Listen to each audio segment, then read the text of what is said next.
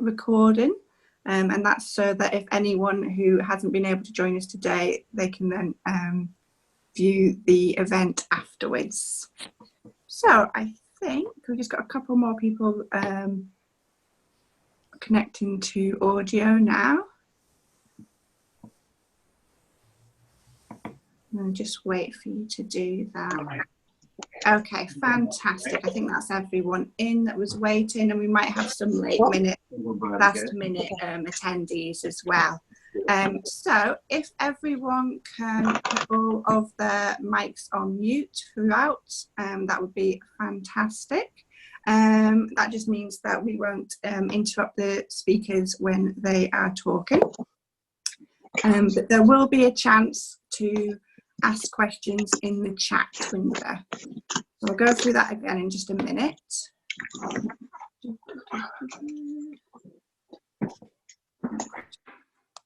Okay, so my name is Claire Duffield and I'm Digital Engagement Librarian for Leeds Libraries, which means I have a pretty cool job.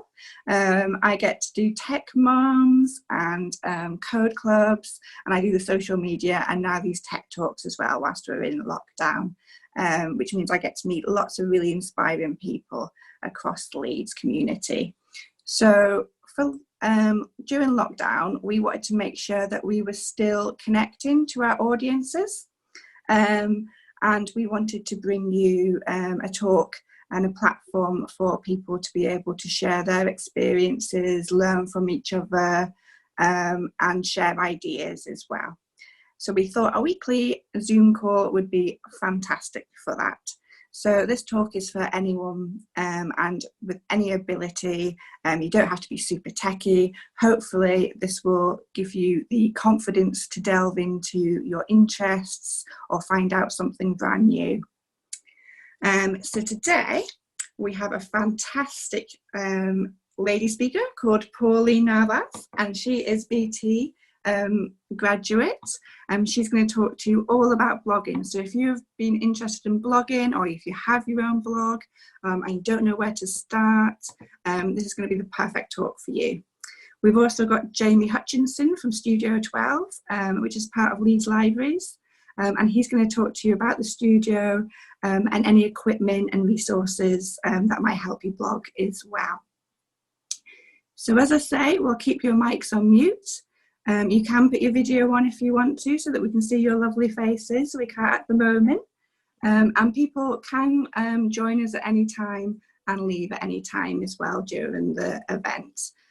We know that people have got children at the moment, so, or like loads of deliveries. So no worries about that at all. So if you've not used Zoom before, up at the top or maybe on the bottom on your computer, there's a chat function. So if I just go in there and say hello, you'll see that you can reply to that, and that's where you can put your questions as well. Okay, so I think that is everything from me at the moment. So I'm going to hand over to Jamie, and he's going to talk to you about Studio 12. Thank you, Jamie.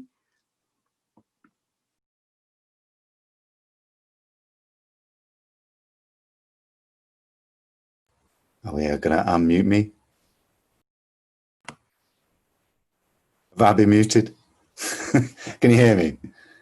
Yeah. Hi, my name's Jamie Hutchinson, and I'm the manager of Studio 12, as Claire said, and we're basically a facility for young people aged 16 to 30, and based in the Central Library in Leeds, and we work with about 1,000 young people a year, giving kind of access to equipment and resources. So I'm going to attempt to share my screen a little bit just to kind of give you some visuals. Let's have a look at that, see if that works. Hopefully that's working. And yeah, we go about sort of, it's really a place to be able to experiment and play with technology and access software. And I think that's really important that we can kind of do that. Obviously, it's completely different in kind of lockdown. So we're kind of totally adjusting how we can kind of do that. But again, we're kind of very much an online sort of place that you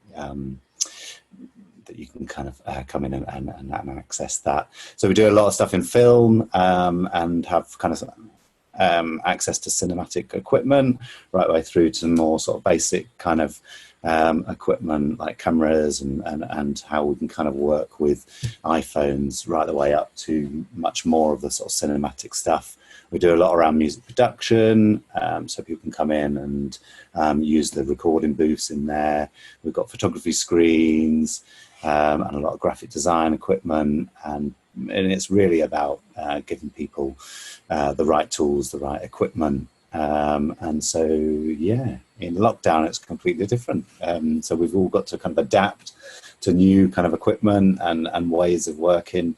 But I think it's opened our world up to things like blogging and how we can kind of create work and put that kind of content out there. So I think it's a great time to be looking at this kind of talk, really.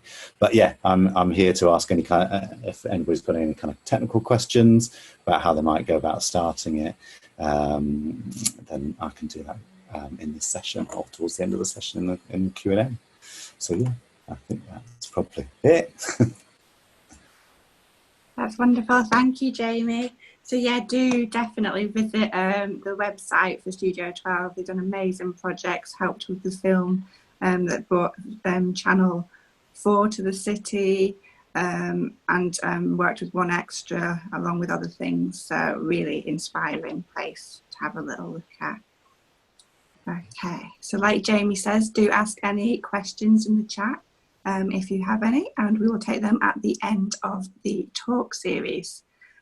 So, without further ado, I'm going to introduce you to our main guest, which is Pauline Narvas from BT. So take it away, Pauline. Thank you. Thanks so much for having me. It's so nice to see so many of you here just spending lunchtime learning about blogging and videos and stuff. That's really cool. So yeah, today I'm going to be talking about blogging, and I've put on this. Oh, you can't see my screen yet. So I just realized. I just realized you can't see my screen. Okay, there you go. There you go. You can see my screen now, right? Awesome. Cool. I could have gone off there on a tangent without realizing I didn't share my screen. So yeah, today I'm going to be talking about blogging, and I've added my Twitter link here. So if you do want to tweet throughout this session, feel free to. I love bringing awareness about the world of blogging, and especially personal blogging. So feel free to tweet away. So without further ado, let's begin. So yeah, hi everyone, I'm Pauline. I'm so I currently blog on a blog called Pauline.com. It's actually spelled Pawlean, as in like Pauline, like a spin off my name. And I've been writing on there or like converting my thoughts into pixels since I was about 8 years old. We'll get into how I started in a little bit. During the day, I'm a digital engineering graduate at BT, working in their consumer division. So right now I'm working in the wonderful world of DevOps in SRE, which is Site Reliability Engineering. And it's a lot of fun, really exciting stuff. As well as that, I'm a huge feminist and equality in tech advocate. So I've worked with several different women in tech communities during my time in Sheffield and now in Leeds. I love this photo because it showcases one of the best times of my life, which was when I was teaching Code First Girls. And yeah, basically I do a lot of things, and it's really difficult to pinpoint exactly that one thing that I do because I do loads of different things, but yeah, I'm pretty much everywhere. So let's get into blogging. What is blogging? I got this definition from Google. It's the best definition I could think of. So yeah, blogging is a discussion or an informational website published online to talk about whatever you want, really. Normally it's informal diary style text entries, and they're usually displayed in chronological order with the most recent one at the top of your webpage. On my blog, I normally post every week. And on that blog, I talk about everything I'm really interested in. And so I think when people, especially nowadays, when people think about blogging, they think about these formal blogs that companies are creating to generate leads, to generate like more connections. And even though that's a huge part of it, which I will go on to later, I really wanted to focus on personal blogging and the impact that has had on my own like tech journey, but also just in life in general.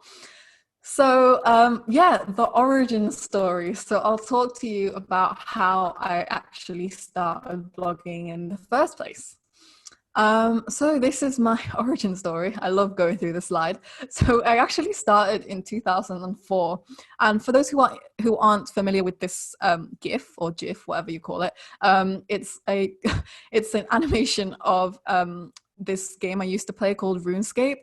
So RuneScape is like this online multi-player game that I used to play a lot when I was younger, and I loved the game, but there was like aspects of it I wanted to change. So that included like I wanted to have an extra forest or something. So this is actually where my tech journey begins as well, because I was like, okay, this game is hosted online. How do I do the same thing? So I actually started coding because of this game, but also I got involved in building websites, because I was like, the game is hosted online on a website, so I think I need to start building a website. So it led to me building and experimenting websites in 2004. I was 8 years old, by the way, when this all happened. I don't know why I was doing this, but that's what I did at 8 years old.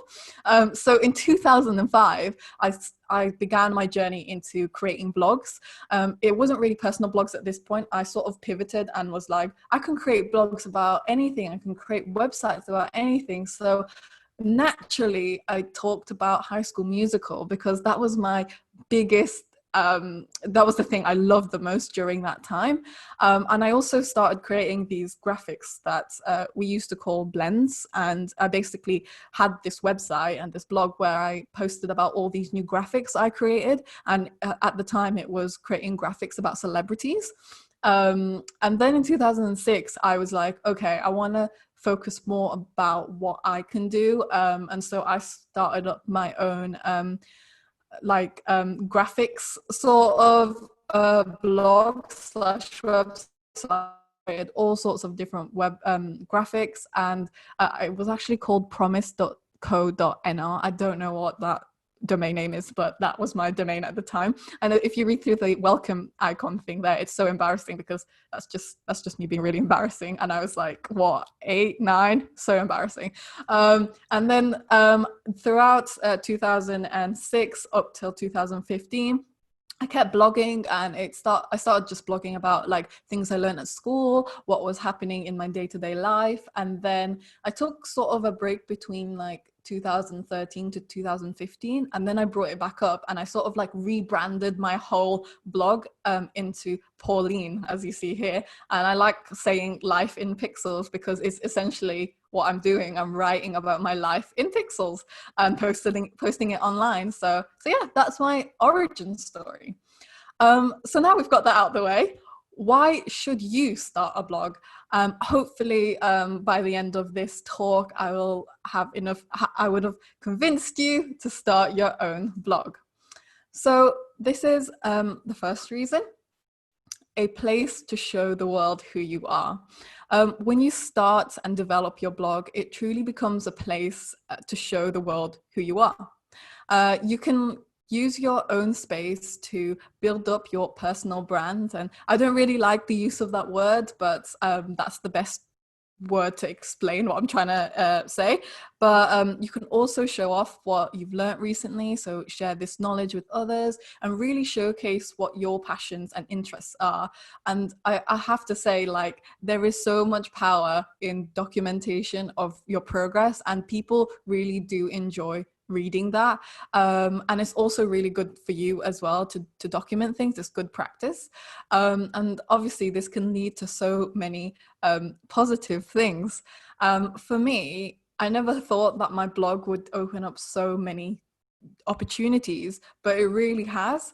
I've been able to collaborate with brands and companies that I absolutely love and secure work that I've always dreamed of doing. So this actually, because of my blog, I was writing loads of blogs about tech, about equality in tech, and about technical blogs as well, about like how I build a website using my own words rather than tutorials.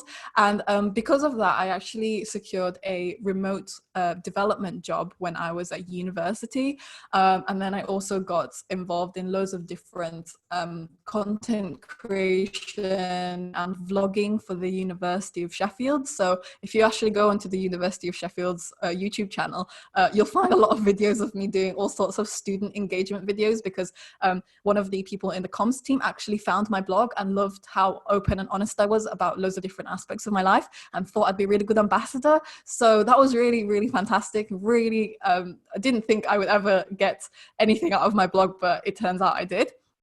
And I also got invited to speaking at different meetups and conferences, being on podcasts. And it's incredible talking about like the power of blogging, but also my career journey in tech.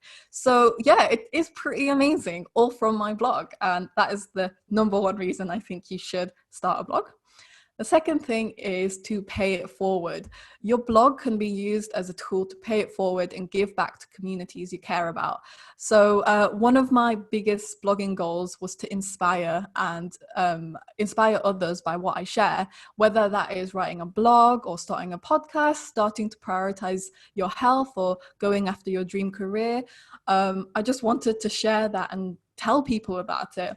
And over the years now, because my blog has been going on for a couple of years now, it's sort of built up momentum, and people started sharing my posts, started saying like, look, Pauline's written this fantastic post about how to start a blog, or about her experience with Code First Girls. And people started coming back to me and saying, you've inspired me to start my own blog, or you've inspired me to go after my dream career, because it shows that if you could do it, I can do it too. And that's fantastic. It's such a good feeling to know that you have had such an impact on others. You never really know who you impact until you give it a go. The third thing is that your blog can connect you with loads of like-minded people. So before I started blogging, I never really felt like I fit in with all the groups I was a part of, like at school. So my hobbies of like building websites and growing up online made me feel like such a weirdo. And even though I knew that it made me happy, and my mom always used to say, don't talk to strangers online. But these strangers I spoke to have been the kindest and most wonderful, supportive friends I've ever made. And for the first time ever, I didn't feel weird about my hobbies or interests, and it made me feel normal. So to this day, after blogging for so long, I still connect with some incredible people. Building such a strong, supportive network has definitely improved my life personally. And I actually got to meet a lot of my blogging friends. So all of these people you see on the screen, I actually connected with them through my blog. So they looked at my blog and then wrote a comment, loved it, and then I connected with them on social media, or if they had blogs, I connected with them there as well. And then when I was traveling around the world in 2019, I did loads of traveling in 2019, I had the opportunity to meet so many of them, and it was so wonderful because like they're like my true friends. I know people talk about like online friends and stuff, but they are my true friends because they are people who really support my ideas and didn't make me feel like a weirdo for having such passion towards everything digital and everything online. So yeah, it was awesome meeting all of them. The fourth reason as to why you should start a blog is to enhance your skills. So some of the skills that I've gained having my blog have been communication, writing, editing, copywriting, editing photos, editing videos, content creating, and overall it just makes you more creative, and all of these skills have built up, have clearly been useful and valuable to my day job, because I'm quite a technical person, but having my blog as my space to practice a bit of creativity has like enabled my brain just to, it just enjoys it, and overall I feel like I creatively problem solve better at work. So it's been fantastic having my blog also teach me some skills that is pretty much transferable anywhere.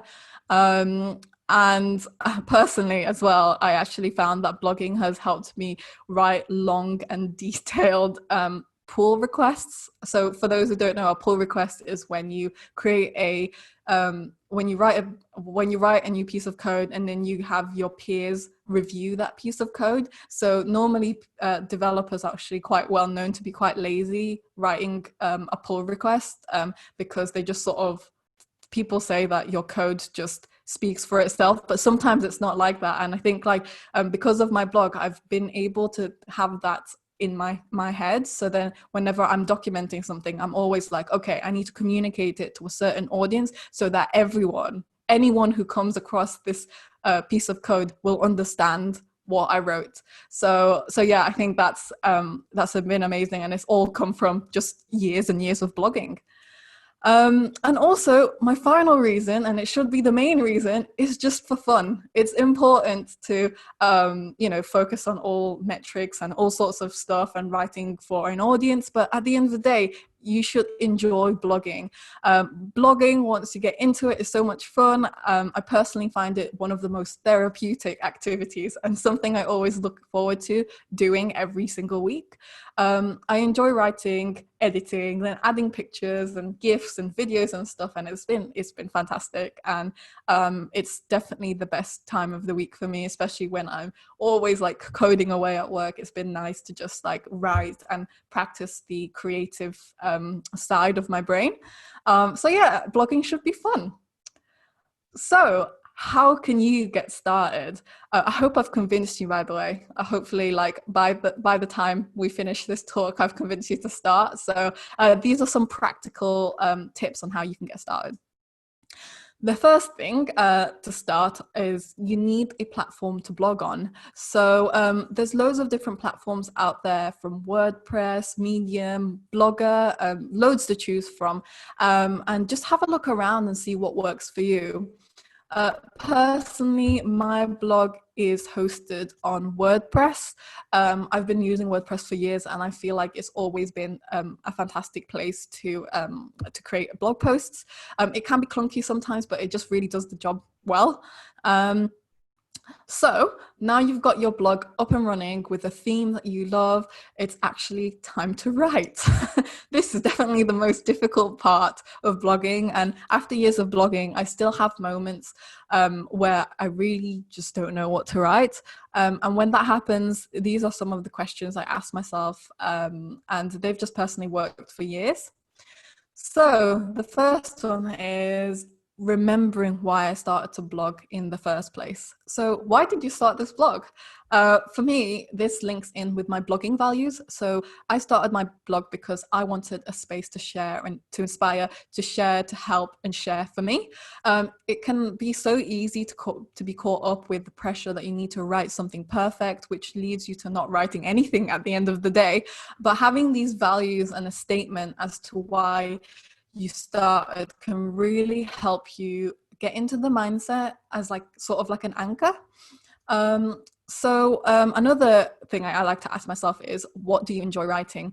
Again, it's easy to think that your blog is for others and only for other people, but at the end of the day, the whole process of blogging, you have to get something out of it too. So if you want to write about whatever's on your mind, then just do it. It doesn't always have to be for an audience. And this is something I actually learned later down later down the line when I realized that actually blogging hasn't been fun for me because I've just been focused on what other people want to see, when actually sometimes I just write about my day. I just want to tell someone about a story about like ice cream I ate that day. That's all I want to do.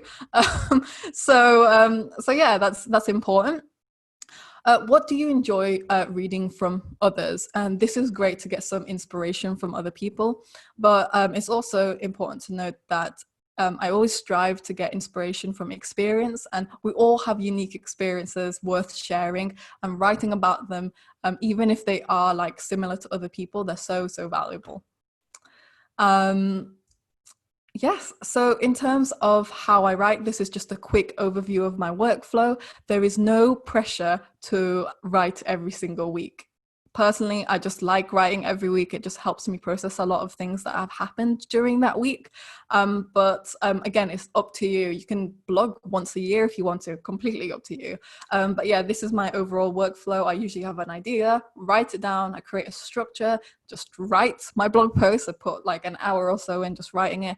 Then I usually go through some edits. There's probably some really bad mistakes on my blog right now because sometimes I skip over the editing really bad, and then I publish, and then yeah, and that's my workflow. And finally, let's quickly just talk about audience. I've touched on the fact that this shouldn't be your main focus, because at the end of the day, the most important thing is to do what you enjoy. But for those who do have an interest in building up a bit of an audience, these are just some things that you should think about. Think about who you are targeting. It might be for your blog as a whole, or it might be a niche for a certain post, but follow those people on social media, because people who have similar interests to you will definitely click on it and definitely want to find out more. Share your posts on those groups and communities that again have the same interests. So for example, whenever I write about a blog post about like women in tech or something in that space, I always tend to share it with my Code First Girls community. I tend to share it with like different coding communities in Leeds, and I'm always like, hey, check out this blog post that I wrote about tech, and it's fantastic because it really helps elevate your blog. Another related point to audience, regardless if you want to build up your audience or not, is not to be ashamed of what you've written. This is something I want to stress, because as I've spoken to loads of different people in the past, I've realized that a lot of people are just too scared to hit that publish button, and this is something that I was really terrified of when I first started. But it's important to remember that you should be proud of what you've written. You've literally dedicated an hour or so crafting a great blog post, so you should be proud of it. Share it. My top tip though, if you are anxious about that, is to schedule your blog posts or schedule like social media comms for it, because that way you sort of just forget about it. Like the thing that you use to publish it does it for you, so you don't have to think about it, and then later you can have a look at it and you're like, oh yeah, I published a blog post today. That's what I do anyway, because whenever I'm too scared to post something, I like to schedule it. But yeah, don't be ashamed of your work, take pride in it and share it. So just a quick summary of what I spoke about today. Number one, answer the why in why you want to start a blog in the first place. You'll always find the motivation to write. Second one is blogging has multiple benefits. You can show off your work, connect with others, and it's therapeutic. Number three is remember to share your blog with pride. You should be proud of what you've written, and it's obviously amazing no matter what.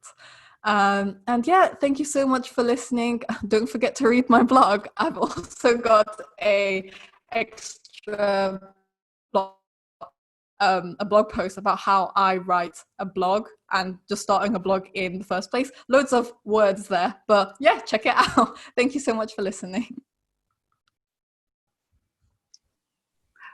Fabulous. Thank you so much, Pauline. It's really interesting to see your blogger's journey. So if anyone's got any questions, do put them into the chat box. We've got one already. Are you ready to take some questions, Pauline and Jamie? Thumbs up. Let's go for it.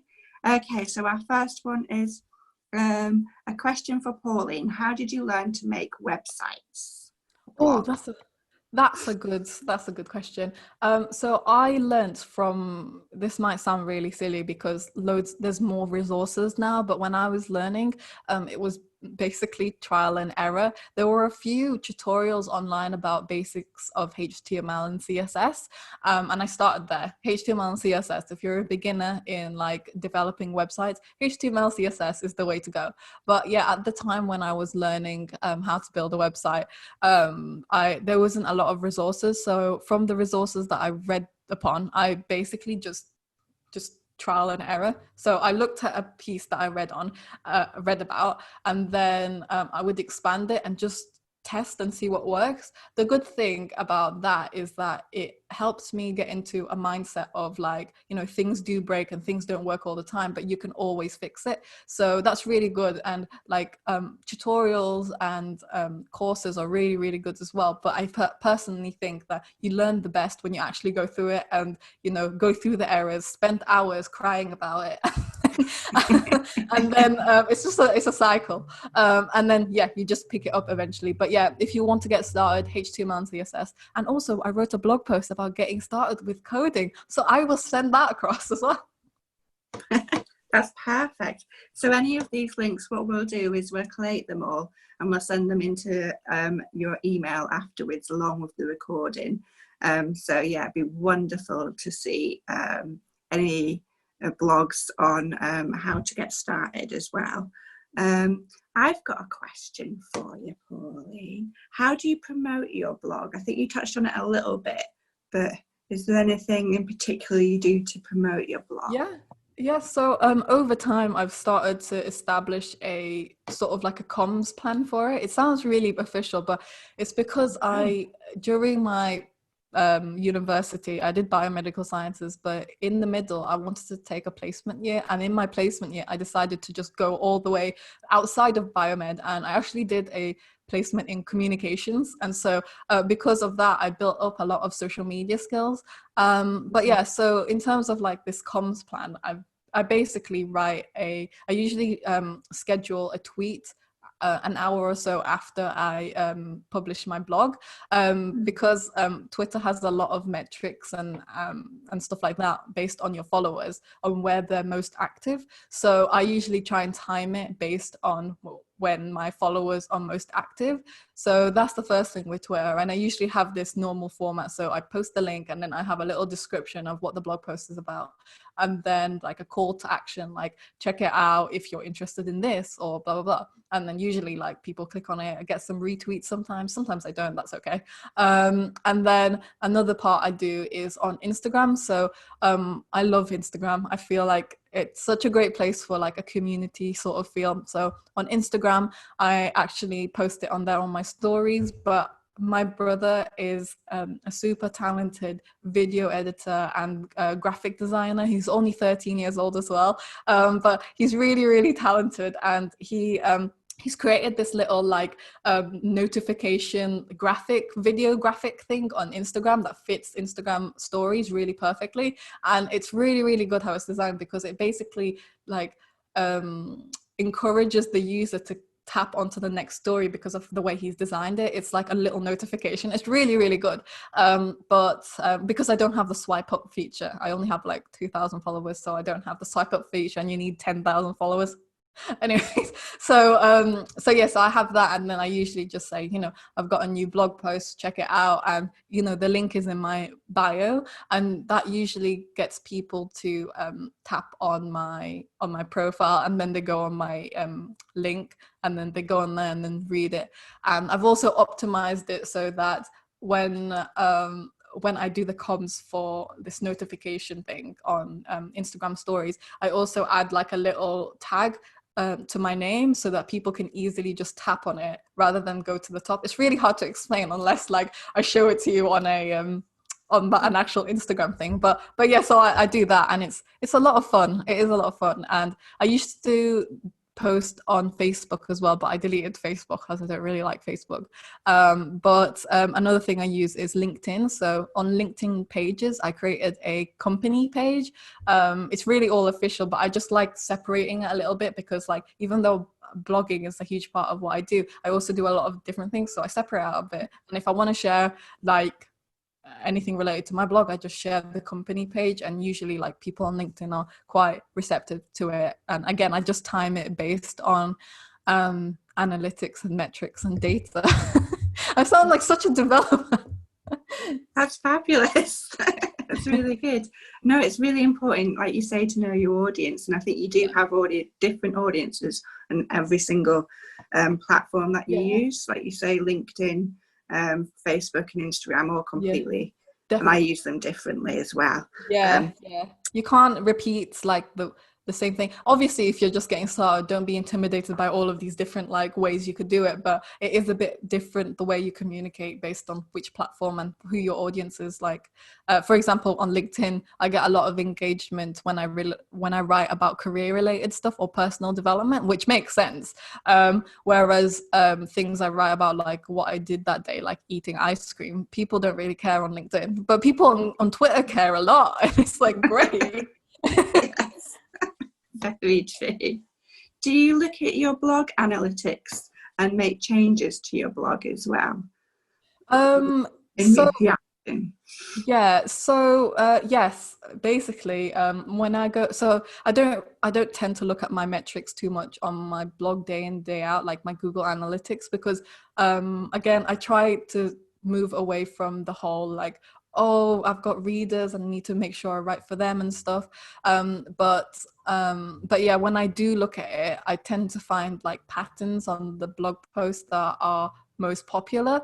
And sometimes, like if I want to write about that specific topic, so one as an example, every single year in August, I write an annual blog post about my health and fitness journey, because I've been doing it since 2016 and it's been religious. So 2016, 2017, 18 and 19. And now I've got one coming up for 20. But every single time I post that blog post, it's like lots of people have been tuning into that blog post and they've been watching it over the years. And so I always get a spike in August when I talk about health and fitness. And whenever I talk about health and fitness in general, I think that's one of my top 3 topics. I always get a spike on my blog. But I try and just like have that in the back of my mind and say, okay, cool, I have that topic that people like reading, but I'm also a nicheless blogger, which means that I don't really stay in one niche. I don't just like write about fashion. I don't just write about health. I write about loads of different things because it is my personal blog. So yeah, I don't tend to change it that much. It's just insightful. It is really good just to keep tabs on. So fabulous. We've got another question. This one's from Fiona. Can a community group make a group blog? Oh, that sounds amazing. That's such a good idea. Yeah, I actually so back when I was in the University of Sheffield, I for like my final year, I was a enterprise intern. So I helped the University of Sheffield Enterprise with their blog and stuff. And that was like a group blog as well. So we got like loads of different entrepreneurs around Sheffield, around the Sheffield community, but also the student community, write guest blog posts about like what they're building. And it was always really, really interesting. So yeah, definitely if you have like a community and you want to create like a blog for it, it's like amazing, because it's always nice to get like a diversity of different thoughts on your blog. So the way I'm doing that is I sometimes have people, guest bloggers, write on my blog whatever they want to write about, but also I have a column called Inspiring Figures. So Inspiring Figures is like a column on my blog where I chat to loads of inspiring figures who have inspired me online or like whatever it is, health or whatever, and I talk to them on like YouTube Live. So after I talk to them on YouTube Live, I then write a blog post like talking about what we talked about, and it's always just really nice to have like a diversity of thoughts coming in and out. So yeah, definitely if you have a community, create a group blog. It's so fun. And also send me the link, I'd love to read it. Fabulous. Hopefully we'll see a new blog after this that we can all have a little look at. there's quite a few, there's local blogs in Leeds, and the library has a few. I'll do a shameless plug here for them. So we've got Leeds Reads, which is a blog that you can go to, and you can join up to a book club at the moment if you want to as well, and then you can read the ebooks, and then you get together on Facebook or Twitter, and you can discuss how you enjoyed or didn't enjoy the book. And then there's also a digital inclusion blog as well, which my colleagues talk about how they help third sector organisation access digital, and that's really good for tips as well on there. We've got another question. I'll just go in there. So from Simone, and it is, she doesn't have they don't have an account, a Twitter account. Would you recommend using Twitter? And do you have a blog article on how to use Twitter? That's a really good question. I actually started a series on my blog called Building an Online Presence. And so far, I've only written one post for it. Well, two posts, a general one, and then a second one that was focused on LinkedIn and optimizing your LinkedIn profile based on my experience. Because obviously there's so many articles out there that you can read, but this is just what's worked for me. But yeah, Twitter is one of the things that I need to write about. So I will definitely tell you once I write that blog post about Twitter. But Twitter, in terms of like a platform to share your blog, I think it's probably one of the best ones, because again, I don't know if you've ever used Twitter, but Twitter is like one of those places where you can literally jump in and out of conversations, and because of that power, you can literally just share your blog posts about whatever you want to specific groups of people. So like I said, for example, whenever I write a tech blog, I tend to share it with like tech Twitter, but also like whenever I write like a fashion blog, which I rarely do, but when I do, I usually share it with like the fashion people. And yeah, Twitter is a really good platform for that, because again, you can just jump in and out of different like niches. It's worked for me a lot, but if you don't want to use Twitter, I'm sure like Facebook and the other platforms is fine. And also, if you want like more organic like views or whatever, and you know, we want to reach other people, it's also important to look into SEO. I'm not an expert in SEO. I've just been playing around with it a few times, but SEO is like basically it helps you get your blog at the top of Google search. So whenever someone wants to look at a topic like, I don't know, how to bake a cake or something, your blog post can show up as one of the top results. So then people who are searching that will then click on it. But there's also loads of different like tips and tricks that you can do in terms of SEO. I'm not very good at SEO. I've got like loads of bad scores on SEOs, but I've been trying to I actually spent one weekend trying to fix all my SEO issues. And then it took so long, but it might have made a bit of a difference, but I haven't really been tracking that. But yeah, so but Twitter is good. Yeah, I agree. I love Twitter because, like you say, you can promote things to different groups, can't you? You can tag people into it who you think you're interested in, and you can ask other people to share your promotion as well. Once you build up your networks, it's very good for networking. So, Jamie, do you have any, I don't know, equipment or software that would be of interest to people who are wanting to create blogs? Or Pauline, do you have anything in particular you use? So like in terms of like writing a blog post, all you need is a laptop and connection to the internet and a blogging platform. So like I spoke about in my talk, one I like using is WordPress. That's literally all you need. But yeah, I'm interested to know about like video editing software, Jamie, and just video stuff, because I do a lot of vlogs as well. I do blogs and vlogs. So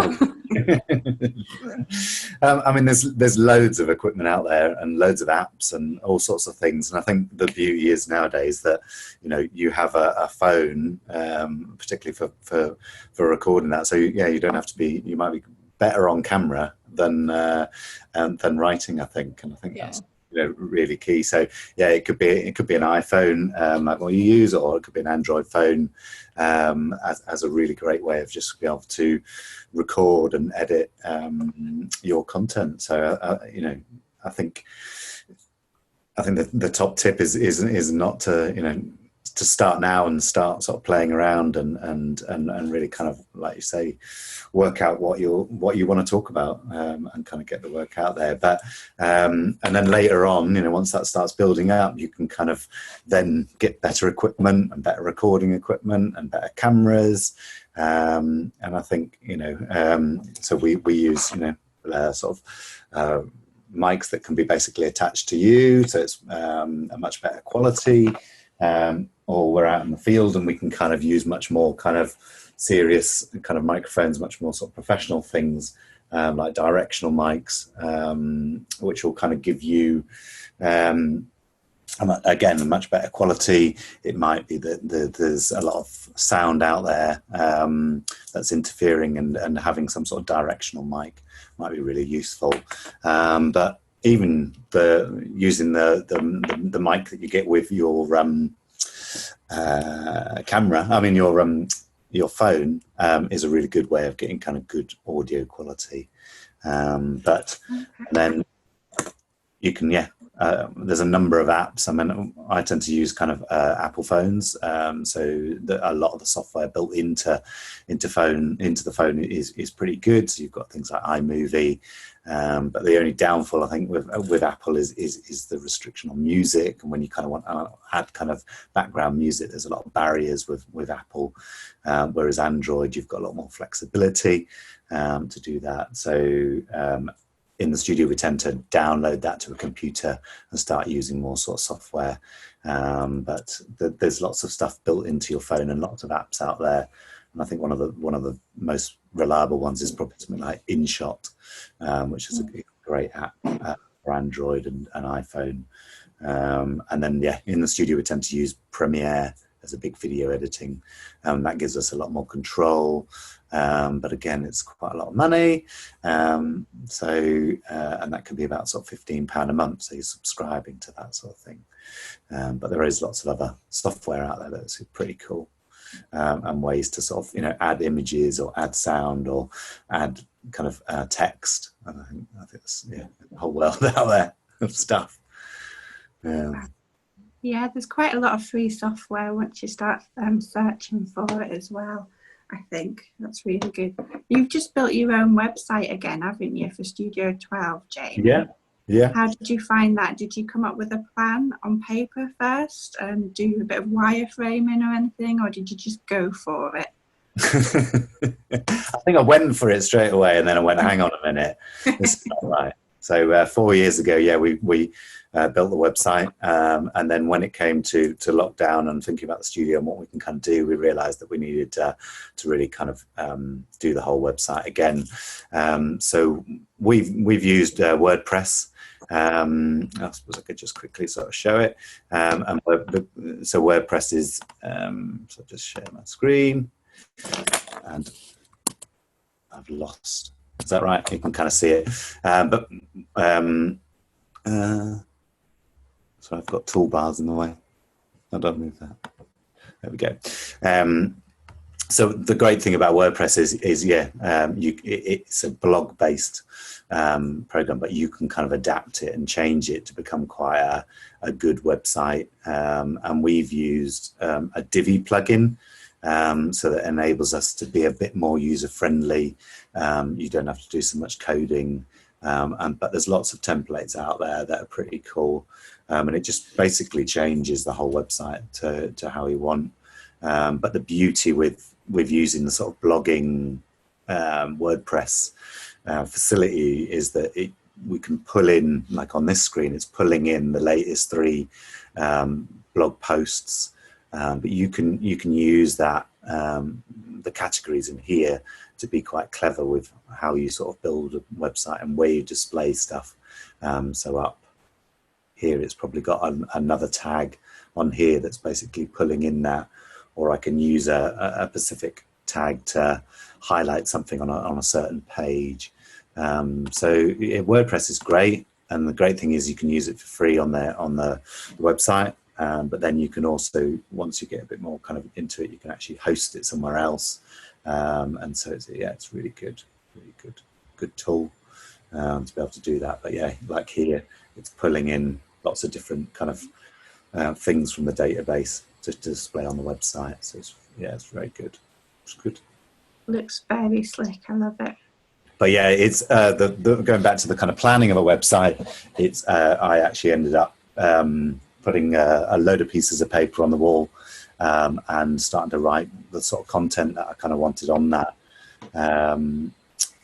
And that was really, thinking about my audience, thinking about who's going to be using the website and what would be useful and why people would come back, rather than it just be a shop front window of the website. So on here we've added a members section, and that's going to expand over the next few weeks of just sort of different things that will be useful to our members, but also it being an information point that people can kind of come in.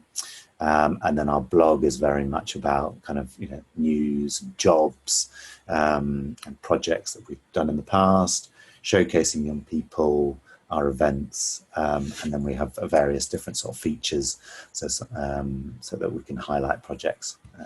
So it's been quite a thing. And then we had to do a lot of Pauline was saying about SEO and thinking about accessibility, which was quite a new thing to think about. But it's actually how you kind of put your links in there, and your links to be descriptive.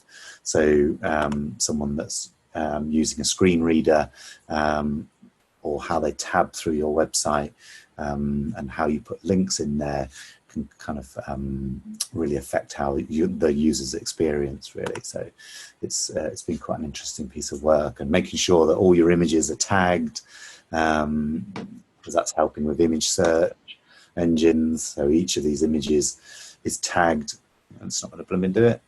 It is tagged. So if someone searches, is it going to do it? Should give me a rollover over that. Let's inspect that quickly. So in here, it's basically got an alt tag, and programs like Google Image Search is looking for anything which might say Leeds Central Library, Studio 12. If someone searched that in Google, this image would probably kind of come up. So it's a whole new world. Yeah.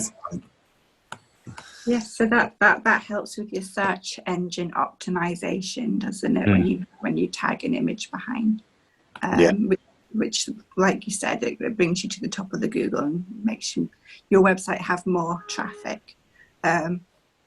So there's a lot of code that you just showed us there. That's HTML and CSS.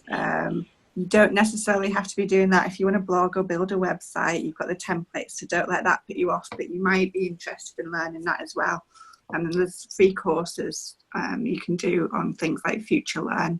And if you're interested, let us know and we can send you the links to that. I've got one more question and then we're going to have to finish. So Roberta asks, do you have to have a specific thing to blog about, or can it be about anything? It can be about anything. It really can. It can be about anything at all. If you, it really depends on what your blogging values and blogging goals are. But personally, like I've said in my talk, you can literally blog about whatever. I like to advocate for personal blogging, because personal blogging for me has been, it's been so impactful, and it's what I enjoy the most.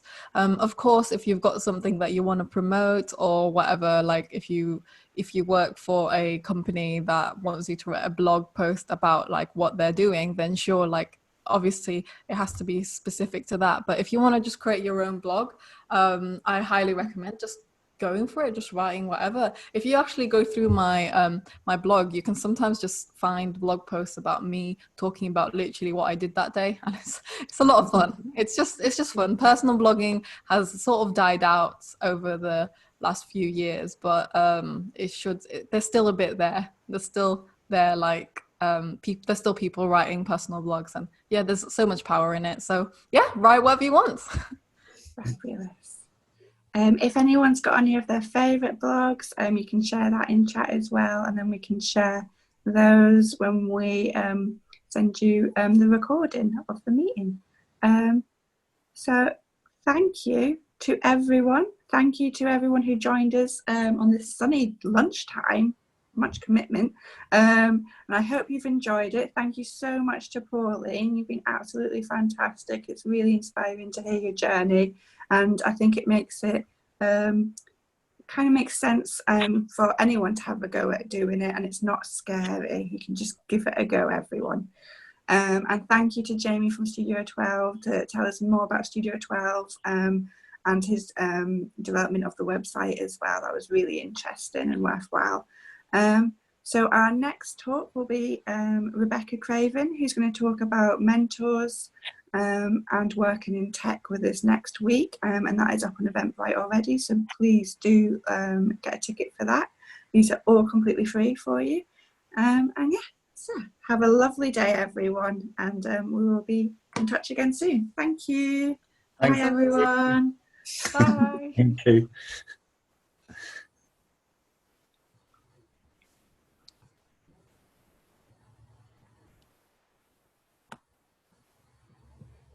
Thank you, everyone. It's lovely to see some of our tech moms here as well. Really lovely to see you again. Claire, I'm gonna have to drop off. I have a meeting at 1, but yeah, it was lovely to catch up with you virtually. I hope you're doing well and your plants are doing well. Yes, all good. Thank you so much for joining us, Pauline. It was lovely to see you. Maybe we'll have a wine at at some point. That sounds good.